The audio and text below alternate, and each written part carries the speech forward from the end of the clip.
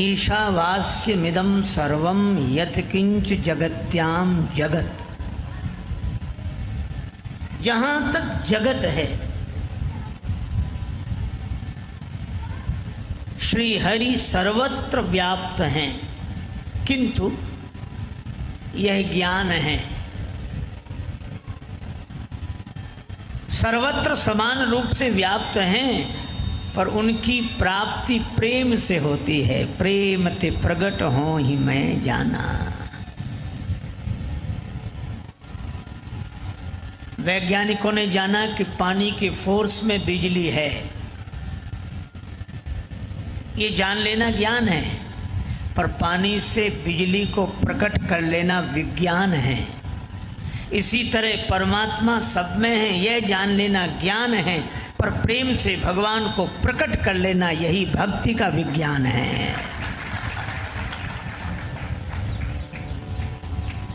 वैज्ञानिकों ने पानी से बिजली पैदा की, और हमारे यहाँ कथा है गजराज का पांव ग्राह ने पकड़ लिया, जल में खींचकर ले जाने लगा। गजराज ने बड़ी चेष्टा की, मगर ने पांव नहीं छोड़ा। अच्छा देखो कितना सार्थक संकेत है, मगर पांव पकड़े। केवल गजराज का ही नहीं, हमारा आपका सबका पांव मगर पकड़े है। कौन बोले हैं? क्या भैया करना? बस बस अब शांति से बैठ जाओ, है ना?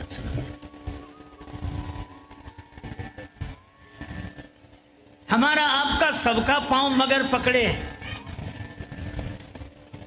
जो आज कथा में नहीं आ सके, सत्संग में नहीं आ सके, उनसे पूछो।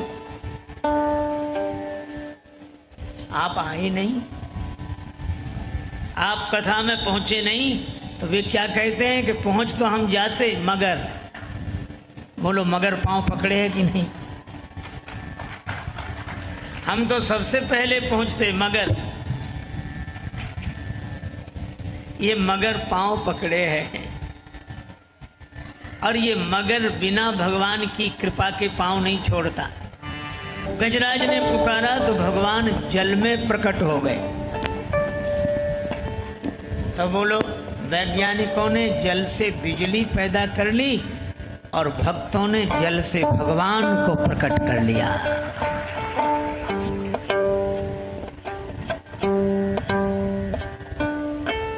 अच्छा दोनों ही चीजें हैं, शक्ति और शक्तिमान। सी राममय सब जग जाने। श्री सीता जी भी और श्री राम जी भी सारे जगत में व्याप्त हैं। श्री सीता जी समृद्धि हैं, श्री सीता जी शक्ति हैं। वैज्ञानिक पदार्थ में से शक्ति को उत्पन्न कर लेते हैं, पदार्थ में से शक्ति को उत्पन्न करते हैं, और शक्ति से बनता है साधन, और साधन से मिलता है सुख।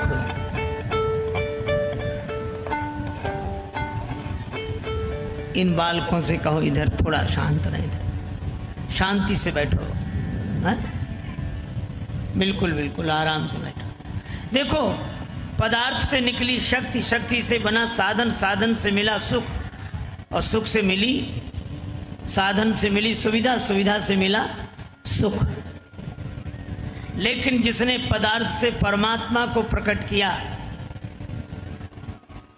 परमात्मा प्रकट होता है साधना से, शक्ति प्रकट होती है साधन से, और साधन व्यक्ति को सुविधा देता है, पर परमात्मा प्रकट हो जाए तो व्यक्ति के मन को शांति देता है।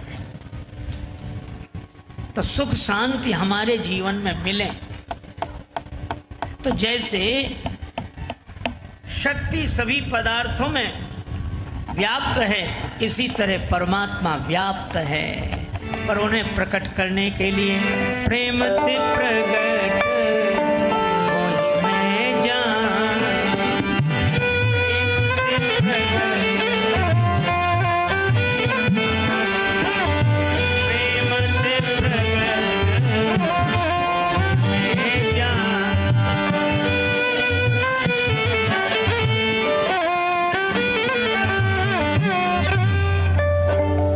नहीं अंतर में, नहीं बाहर में, नहीं आम में है, नहीं खास में है, न विरक्ति में है, न विलास में है। यदि प्रेम है तो प्रभु पास में है। प्रहलाद जी के पिता हिरण्यकश्यप ने पूछा, भगवान कहाँ है, राम कहाँ? प्रहलाद जी ने उत्तर दिया, सब ठाव है, सब जगह। तो क्या इस पत्थर के खंभे में भी? प्रहलाद जी ने कहा हाँ। और भगवान कहाँ? जहां भक्त की हाँ, भगवान वहां।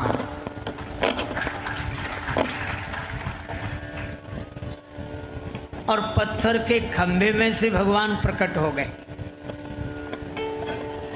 प्रीत प्रतीत जगी तुलसी, तब ते सब पाहन पूजन लागे। जिस दिन से भगवान पाषाण के खंभे में से प्रकट हुए, उसी दिन से पाषाण प्रतिमाओं के पूजन की पावन परंपरा प्रारंभ हो गई। प्रेम ते प्रकट हो ही मैं जाना। लेकिन कठिनाई यही है, सूर घनेरे फिरे कन मांगत, तय पद सूर सो स्वाद कहाँ है। करताल मंजीर बजावती है, मीरा मतवारी सी याद कहाँ है। सिया राम कथा कितनों ने लिखी, तुलसी सरसी मर्याद कहाँ है। और नरसिंह बसे प्रतिखंबन में, पर काढ़िवे को प्रहलाद कहाँ है। भगवान आज भी पत्थर के खंभों में समाये हुए हैं, पर उनको प्रकट करने के लिए प्रहलाद जी के पावन प्रेम की परम आवश्यकता है। क्योंकि प्रेम ते प्रकट हो ही मैं। देखो महाराज दशरथ श्री अवध के राजा हैं। तुलसीदास जी महाराज कहते हैं, अवधपुरी रघुकुल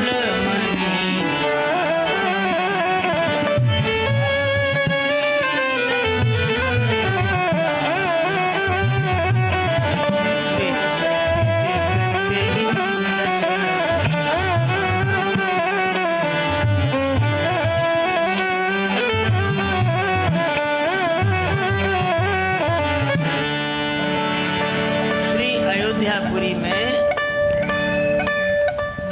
एक राजा है जिनका नाम है महाराज श्री दशरथ। वे रघुवंश में शिरोमणि हैं। एक आदमी का दौड़ने में बड़ा नाम था। एक दिन एक रात को वह अकेला ही दौड़ता जा रहा है, दूसरे गांव में पहुंच गया। रात को 12 बज रहे तो भी वो चला जा रहा। लोगों जाग गए, रे कहाँ जा रहा भाई, ये तुम्हारे दौड़ने का समय नहीं है, रात का समय है और तुम इस समय दौड़ रहे हो। उसने कहा क्या बताऊं, घर में सो रहा था, चोर ने खटपट की आवाज की, मैंने ललकारा, चोर भागा, मैं पीछे। तो कहा दौड़ने में इतना नाम और चोर को अभी तक नहीं पकड़ पाया। तो कहा तुम पकड़ने की बात कर दे, 1 मील पीछे छोड़कर आया। तो हमने कहा कई बार लोग आगे भी बढ़ जाते हैं, ऐसे ही आगे बढ़ जाते हैं, जिसे पकड़ना होता वो पीछे ही छूट जाता है। अच्छा, और भगवान की भी एक आदत है, जो उन्हें पीछे छोड़कर आगे बढ़ता है उसके वो पीछे पड़ जाते हैं और तब तक पीछे पड़े रहते हैं जब तक कि सत्य का दर्शन न करा दे, तब तक भगवान पीछे ही पड़े रहते हैं। अच्छा, मुझे कई बार लगता है कि यह क्या जरूरी है कि पिता के सहित नाम लें। अब कई बार बड़ी कठिनाई होती है। हम लोगों को भी कुछ लोग ऐसे मिल जाते हैं जो पूछते हैं, और महाराज पहचाना? अब कह दो नहीं पहचाना तो दुख कि हम इतने खास आदमी, हमको नहीं पहचाना। अब वो समझ में भी ना आवे तो भी हम लोग झूठ ही कहते हैं, अरे खूब पहचानते, क्यों नहीं पहचानते। अच्छा, अब मन में सोचें कि इसको कहाँ देखा है। अच्छा, फिर वो कहेगा कि पहचानते तो बताओ जरा हम कौन है। तब ऐसे ही कहना पड़ता है, अरे तुम्हारा नाम बस यहाँ रखा है, निकल नहीं रहा, क्या नाम है वो? तब फिर वही बता देगा नाम। अरे खूब जानते हैं अच्छी तरह। और इतनी अटकलें लगानी पड़ती हैं कि है कौन। अरे सीधी सी बात है, जो मिले वही परिचय दे दे।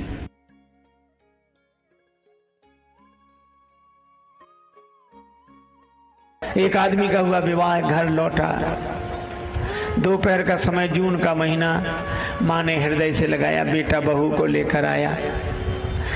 माँ बोली, और बेटा? और तो ठीक है मम्मी, नहाना है। माँ बोली, तो नहा ले। बोले, गर्म पानी कर दो, ठंड लग रही। जून के महीने में दोपहर को 12 बजे जवान आदमी, ठंड लग रही है। उसकी पत्नी ने सुना तो चूड़ियां फोड़नी शुरू की। सास बोली, कुलच्छनी ये क्या कर रही है, चूड़ियां काहे को फोड़ रही है? पत्नी बोली, माता जी हमने सोचा कि जो कल करना है सो आज ही करें। जिनका जून में ये हाल है, ये जनवरी में बचेंगे? देखो हम लोगों की बुद्धि भी ऐसी हो गई है, हम लोग भगवान के भी आगे आगे चलते हैं। एक हमारे पास सज्जन थे महाराज, वो ऐसे कहते, हम कहाँ चले जाएं, कैसे चले जाएं? हम अकेले कभी निकले ही नहीं, हम बड़े सुकुमार हैं, कहाँ चले जाएं? और छोड़ दे तो अकेले चले ही जाएंगे। कई बार आए गए। एक बार बोले, हम बड़े सुकुमार हैं।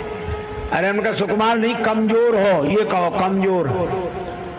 सुकुमार माता पार्वती हैं, अति सुकुमार नथन तप जोगु, लेकिन तपस्या आरंभ कर दी शिव जी का नाम लेकर। भगवान तो एक, देखने वाले अनेक, लेकिन सबको अलग अलग तरह से दिखाई दे रहे हैं।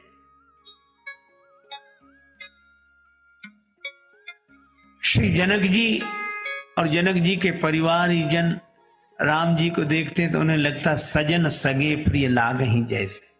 यह हमारे संबंधी है। सहत विदेह बिलोक ही रानी, तो शिशु सम प्रीत न जाए बखानी। भक्त देखते हैं, उन्हें इष्ट देव के रूप में दिखाई देते हैं। माताएं देखती हैं तो जन सोहत श्रृंगार धरी मूर्ति परम अनूप, भगवान श्रृंगार के रूप में दिखाई देते हैं। और जो कुटिल हैं, छल करके राजा के वेश में उपस्थित हैं, तिन प्रभु प्रगट काल सम देखा। उन्हें राम जी काल की तरह दिखाई देते हैं। अच्छा आप विचार करो, एक और तो मधुर मूर्ति श्री राम और एक और काल की तरह। मनोवीर रस धरे शरीरा और विदुषण प्रभु विराटमय दिशा। ये इतने अलग अलग तरह से दिख रहे हैं। अरे भगवान तो एक ही हैं, हम अपनी भावना के अनुसार अलग अलग रूपों में देखते हैं।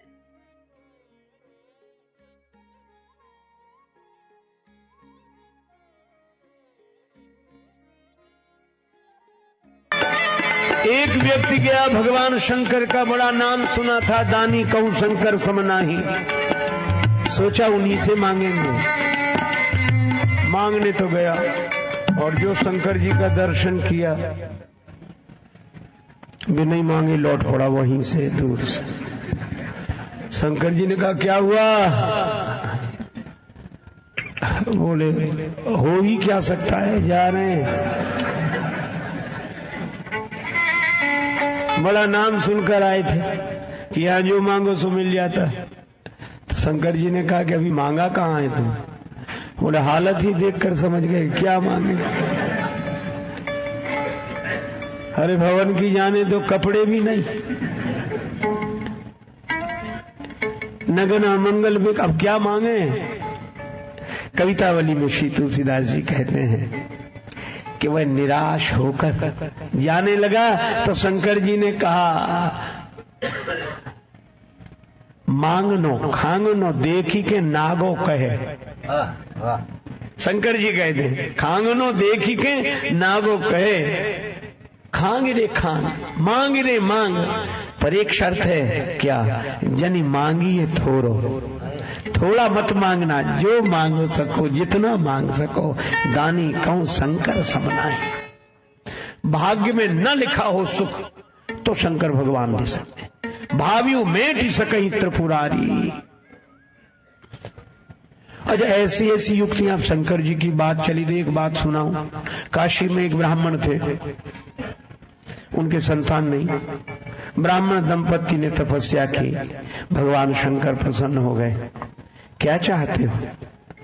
महाराज आपकी कृपा से सब कुछ है, पुत्र नहीं। शंकर जी बोले पुत्र दो तरह के होते हैं, सुपुत्र और कुपुत्र। किस तरह का चाहते हो? कुपुत्र की उम्र लंबी होगी पर जीवन भर दुख देगा, सुपुत्र की उम्र कम होगी पर तुम्हें सुख देगा। ब्राह्मण ने कहा सुपुत्र ही दे दो। अब शंकर भगवान ने कैसी परीक्षा ली, बड़ा अच्छा पुत्र होगा, 5 वर्ष की उम्र रहेगी। अंतर्धान हो गए शंकर जी। अब ब्राह्मण सुखी भी और दुखी भी। बालक का जन्म उम्र पता थी, इसलिए परेशान। 1 वर्ष, 2 वर्ष, 3 वर्ष, 4 वर्ष, बालक की उम्र में 1 वर्ष शेष रहा। एक ज्योतिषी से पूछा कुछ हो सकता है? ब्राह्मण देवता ने कहा किसी सिद्ध संत का आशीर्वाद मिल जाए। तो सिद्ध संत कहां मिलेंगे? ब्राह्मण ने कहा इस झंझट में ही मत पड़ो कि कौन सिद्ध है कौन नहीं है, तुम तो सबको सिद्ध मानना शुरू करो, कोई ना कोई मिल ही जाएगा। संत संत हैं, बस ठीक है। और तुम सब में भगवान के भाव से प्रणाम कराओ बालक को। ब्राह्मण ने गंगा जी किनारे काशी में कुटिया बना ली, पुत्र को लेकर रहने लगे। जो रास्ते से निकलता बालक उसी को प्रणाम करता। नर नारी निकले जिते युवा वृद्ध अरु बाल, गो गजबाज अनेक पशु सूकर स्वान श्रगाल, आवत देखे दूर ते जोरे दो हाथ, पुण्य प्रणाम सबको करत धरि धरि मही में मात। हथेलियां कड़ी हो गई, सिर पर चिन्ह बन गया। लेकिन भगवान की लीला बड़ी विचित्र। जब बालक की आयु में रहे 3 दिन शेष, बड़े भाग्य से ते ही मग सप्तऋषि की ओर प्रवेश। सप्तऋषि निकले, मुनिमंडल को महिमे पर के दुज बालक दंड प्रणाम किया। चिरजीवी भव ऋषियों ने आशीर्वाद दिया। सप्तऋषि बोले चिरंजीवी भव, चिरंजीवी भव, चिरंजीवी भव। ब्राह्मण की आंखों में आंसू आ गए, हाथ जोड़े और ऋषियों से कहा, कर जोड़ पिता बोला कि भी होंगे, सत्य आपके वचन कहे। इस दीन अभागे बालक की आयु में शेष दिन 3 रहे। 3 दिन शेष है। सप्तऋषि एक दूसरे का मुंह देखने लगे। अब ब्राह्मण बोला आप जानो और आपका आशीर्वाद जाने। ऋषियों ने कहा यह तो संतों की प्रतिष्ठा की बात है। आपस में सलाह की। ब्राह्मण से बोले तुम अपना बेटा आज ही हमें दे दो, कल्याण होगा इसका। बालक प्रदान कीन्हो करके कठिन हिया, ऋषियों ने क्या किया मुनियों ने क्या किया।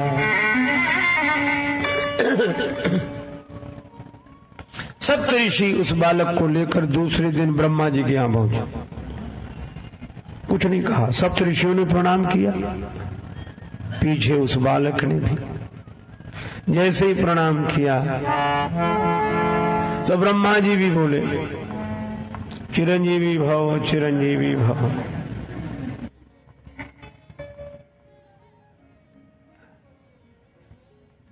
सुनि ब्रह्म वचन हंसी के मुनि मंडली चली। ब्रह्मा जी की बात सुनकर सप्तऋषि प्रसन्न हो गए, मुस्कुराने लगे और क्या बोले? सुनि ब्रह्म वचन हंसी के मुनि मंडली चली, चलो अपनी बला टली, अपनी बला टली।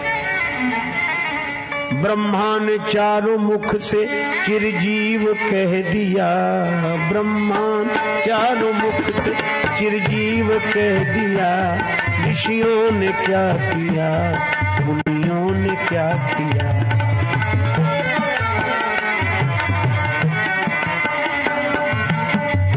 ब्रह्मा जी बोले क्या बात है? सप्तऋषि बोले इस बालक की आयु में 2 दिन शेष हैं, 2 दिन। ब्रह्मा जी बोले हम तो आशीर्वाद देकर फंस गए। सप्तऋषि बोले ऐसे ही तो कल हम फंस गए थे, लेकिन आज हम मुक्त हैं। क्यों? लोग कहेंगे सप्तऋषि झूठे, तो हम कहेंगे ब्रह्मा जी झूठे। तो सप्तऋषि झूठे, ब्रह्मा जी ने मुझे कहा।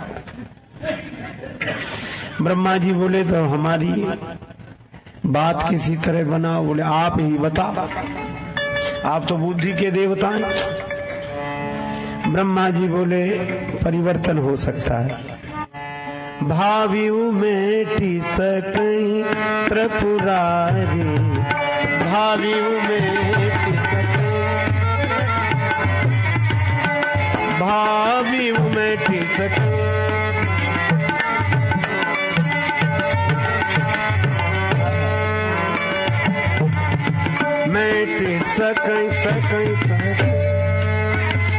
भावी शंकर जी मिटा सकते हैं। वही चलो। तीसरे दिन सवेरे सवेरे ब्रह्मा जी सप्तऋषि हुए बालक शिवलोक में।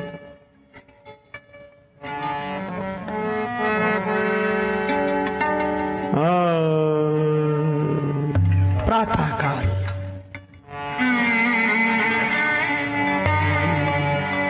भगवान शंकर विराजमान है। ब्रह्मा जी ने प्रणाम किया, ओम नमः शिवाय। सप्त ऋषियों ने ब्रह्मा जी के पीछे शंकर जी को प्रणाम किया और सबसे पीछे वह बालक भूतल परे लकुटी की नहीं।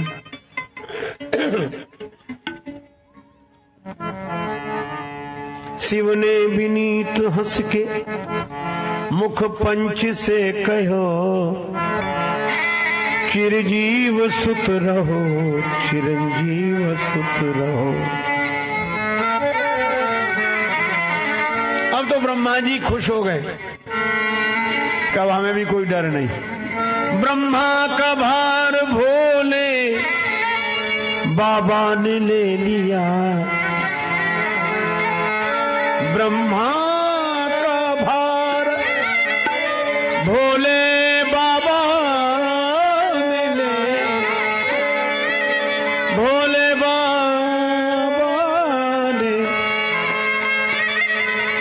भोले बाबा ने ले लिया। ऋषियों ने क्या किया, मुनियों ने क्या किया। शंकर जी बोले बात क्या है? कहा आप जानो, एक दिन बचा है इसकी उम्र में, एक दिन शेष है। किसका बालक है? सप्तऋषियों में। ब्रह्मा जी बोले सप्तऋषियों से पूछो। सप्तऋषि बोले काशी के उस ब्राह्मण का। शंकर जी बोले यह तो हमारे ही आशीर्वाद से, वरदान से दिया हुआ पुत्र है। ब्रह्मा जी बोले तब तो और बढ़िया बात बन गई। भावियों मेट सकहीं त्रिपुरारी, काल से तो महाकाल ही बचा सकते हैं। करालम महाकाल कालम कृपालम। देवादिदेव भगवान शंकर ब्रह्मा जी से सप्तऋषियों से बोले आप लोग जाओ, इस बालक को यहीं छोड़ जाओ। भगवान शिव ने कहा ओम नमः शिवाय का जप करते हुए बिल्व पत्र शिवलिंग पर चढ़ाते रहो। निश्चिंत रहो। बालक वैसे ही करता रहा। शाम को उस ध्यान मग्न बालक के गले में यमराज ने फांसी का फंदा डाला। समय हो गया था। भगवान शंकर ने देखा कि बालक घबरा कर शिवलिंग से लिपट गया। शंकर जी प्रकट हो गए, त्रिशूल लेकर यमराज पर झपटे। यमराज ने हाथ जोड़ लिए, हे देवादिदेव महादेव, यह तो आपके ही विभाग की बात है। ये संहार विभाग तो आपका ही है। अपने ही डिपार्टमेंट में गड़बड़ी आप ही। शंकर जी बोले क्यों? बोले आपने ही कहा। यमराज बोले कि 5 वर्ष की उम्र आपने ही दी है, सो पूरी हो रही है। शंकर जी बोले यह बताओ, इस बालक को उम्र तुमने दी है कि हमने? यमराज बोले आपने। तो क्या इसकी उम्र तुम्हारे हिसाब से पूरी होनी चाहिए कि हमारे हिसाब से?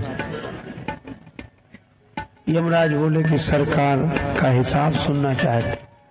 शंकर जी बोले सुनो, क्रमशः कलयुग, त्रेता, द्वापर, त्रेता, सतयुग, एक एक युग से बड़े हैं। सतयुग सब। मित्रों, जय श्री राम, नमस्कार। आप सब हमारे इस हास्य कथा के कार्यक्रम को बहुत ही मजेदार पूर्वक और बड़े ध्यान पूर्वक सुना आपने। पूरा हमारा कार्यक्रम आपको कैसा लगा? तो इस कार्यक्रम में हमारे आप चैनल के जो भी आ रहे हैं प्रसंग, इसमें आपको हास्य कथाएं भी बहुत ही मार्मिक ढंग से मिल रही हैं। तो आप हमारे चैनल पर लगे रहें और सुनते रहें बराबर। तो आपको ऐसी ऐसी रहस्यमयी कथाएं मिलेंगी जिससे आपकी जो हंसी भूल चुके हैं आप, वो सारी चीज़ें यहाँ उपलब्ध होती रहेंगी। क्योंकि आज के इस भौतिक समय में हर व्यक्ति परेशान है और यही लगा हुआ है, हाय धन हाय धन, और उसका मन, मस्तिष्क, चित्त सभी बिल्कुल सीरियस बना हुआ है, जिससे कि शरीर में अनेकों प्रकार की बीमारियां उत्पन्न हो रही हैं। इसका कारण बस मूल यही है कि हम संसार में परेशान हैं। हर भौतिकता की चीज हमें चाहिए। तो भौतिकता के लिए हम जब सन्मार्ग और सत्कर्म करते रहेंगे तो निश्चित है हमें टिकाऊ चीजें, हमारा जीवन अस्थायी बनेगा। तो अस्थायी बनने के लिए हमको ही यत्न करना पड़ेगा।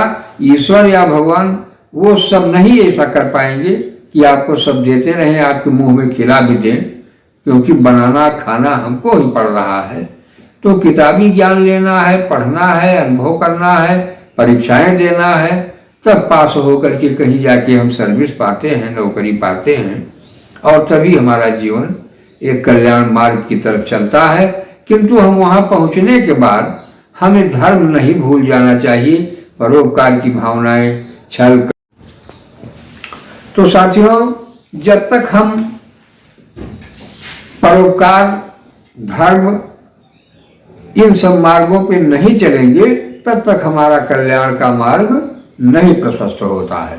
तो हमें ये चाहिए कि हम अपने जीवन यापन को करते हुए और दूसरे की भलाई में भी हमारा समर्पण भाव हमारे पास होना चाहिए। हम जिस कार्य में लगे हुए हैं उस कार्य को करते हुए किसी को कष्ट न पहुँचे और हम सेवा भाव में लगे हैं, तो हमारा निश्चित है आगे बढ़ंत ही होती जाती है हर व्यक्ति की।